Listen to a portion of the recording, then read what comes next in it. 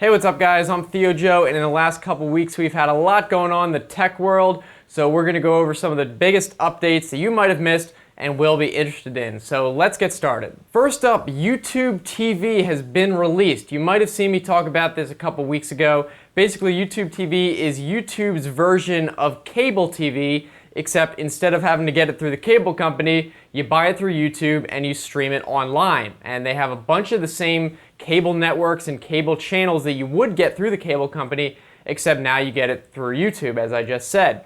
And also they have a built-in DVR feature that allows you to record anything, basically unlimited storage. You just pick what you want to record, which show, and it will automatically record everything going forward into the end of time. And as I kind of mentioned before, I don't think it's actually recording the specific file just for you. When you go record, it basically reserves your access to that file that they're going to be recording anyway. But regardless, some more details about this. If you didn't already know, it's about $35 a month. It's launching in 5 cities, and these are including, let me get these right, it's New York, Los Angeles, San Francisco, Chicago, and Philadelphia. So if you're not in one of those cities right now, then you're going to have to hold off. I don't have access to it just yet, but I'm sure they're going to be rolling out pretty soon. And I personally think this is pretty cool. I don't really watch that much TV at all besides like a few shows a few times a year when they're on.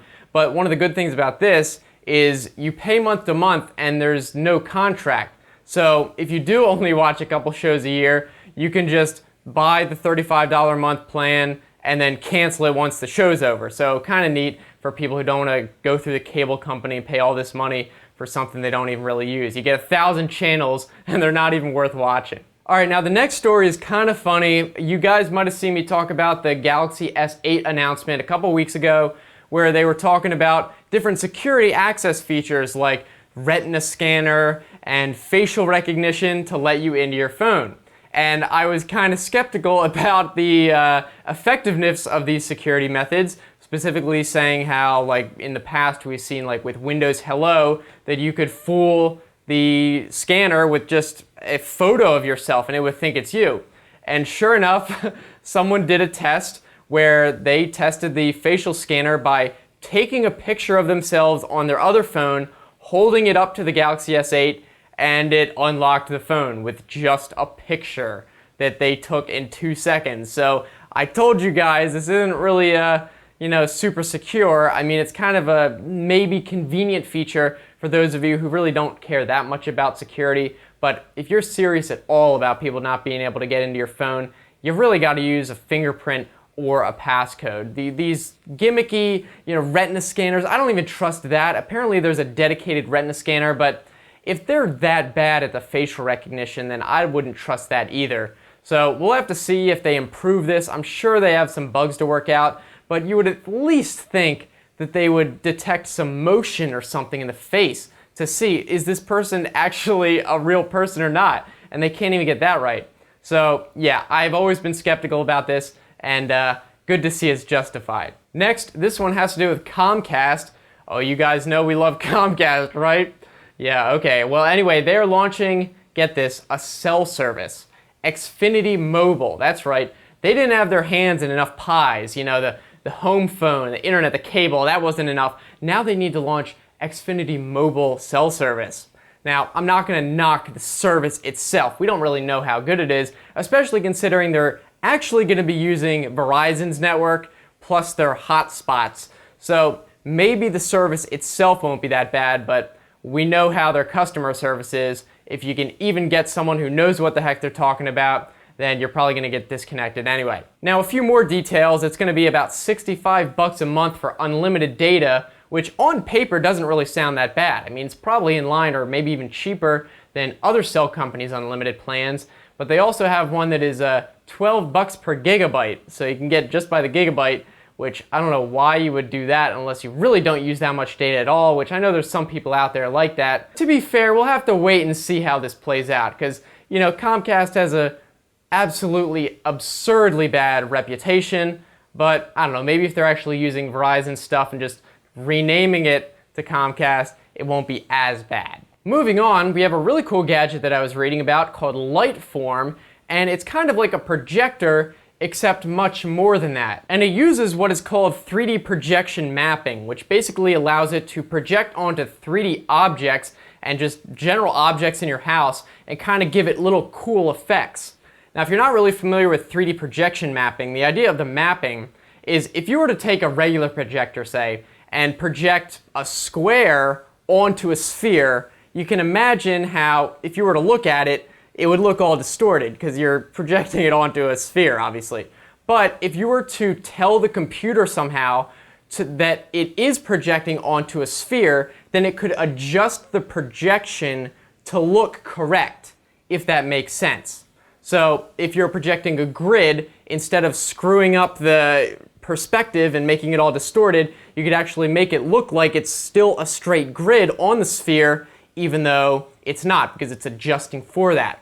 So that's the idea behind this Lightform projector, is you will be able to put it in your house and it will be able to detect objects and automatically calculate the 3D map and project effects onto it. And the whole problem before was that 3D mapping is not easy. You have to do all sorts of difficult calculations and there's complicated software, but the idea behind this one is that since it's automatic, really anyone can do it and it's really easy. Of course, I have no idea how well this works. We've seen a lot of gadgets over the years that promise the world and end up being complete duds. And it's not like this thing is even on sale yet. But they are going to be doing a beta this summer, and they have an email form where you can sign up for updates. And what they're actually doing is the people with the most signups through their link, their referral link, will have a chance to buy the product first. Now, I should point out this is not a sponsored video at all, but if you guys do want me to get my hands on this, then obviously the more people that sign up for the updates through my link, which is in the description, and it is free, the more likely I'll be able to buy it through their beta thing this summer, and then I can review it for you guys. So if you do want me to talk about this,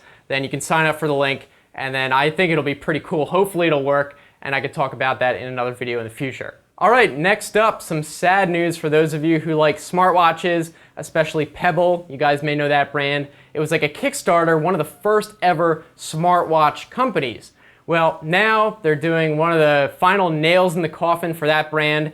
It was bought out by Fitbit a while ago, and now it's basically shutting down. And what they're doing is they're releasing an update for the Pebble that will make it so you don't need to log into the Pebble servers to use it, because they're going to be shutting down the servers.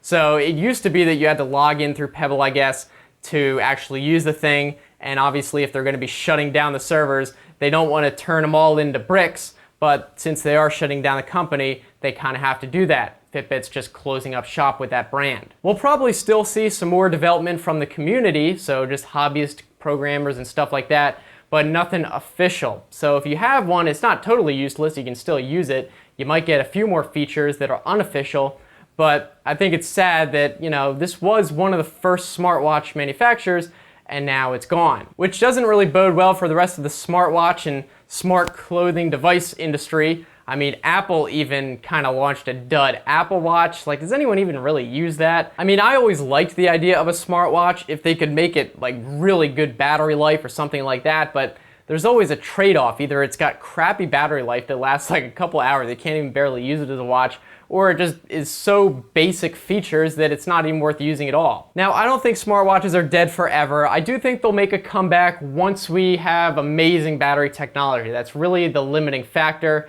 Once we have weeks on end battery life for a smartwatch, that's when I'll start using it. But otherwise, I don't want to have to charge a watch every night. It's just a bit ridiculous, and I don't think enough people see it as useful. And finally, some major Windows 10 news. They released a major update that they've been talking about for a while called the Creators Update. And I'm sure you saw my video talking about this. If you didn't, I made a video talking about some of the best new features in it, so I recommend you go check that out. But basically, some of the coolest features include a new Paint 3D, like a 3D version of MS Paint.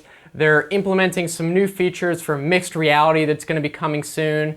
They also increased some privacy settings and fixed Windows updates delays so you don't have to have it restart in the middle of work and all sorts of stuff. So I recommend checking that out. It's a major update in the sense that they changed a lot, but there's no super duper killer new features. It's just a lot of more convenient stuff. But anyway, I think that's about it. Hopefully you guys enjoyed this video. If you want to keep watching, I'll put some other videos right here, including that Windows 10 update, so you can check that out and stay more up to date. And also, if you want to subscribe, I make new videos every Tuesday, Thursday, Saturday. Should be worth it. Again, I am looking forward to hearing from you guys, so let me know what you think down in the comments section. And as usual, I'll see you next time. Have a good one.